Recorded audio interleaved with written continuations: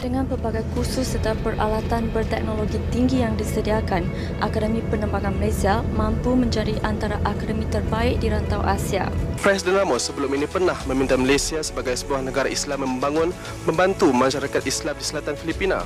Dalam pertemuannya dengan Datuk Seri Anwar Ibrahim di Istana Malacanang, perkara itu dibincangkan dengan lebih lanjut. Aida adalah mangsa peperangan yang berlaku di Bosnia-Herzegovina. Ibunya kini berada di Australia sebagai pelarian dan ayahnya terbunuh ketika peperangan berlaku di sini. Dia tidak pernah mengenali ibu dan bapa kandungnya. Satu mesyuarat khas antara kerajaan dan Persekutuan Penternak Ayam Malaysia bagi mengurangkan harga ayam menemui jalan buntu hari ini.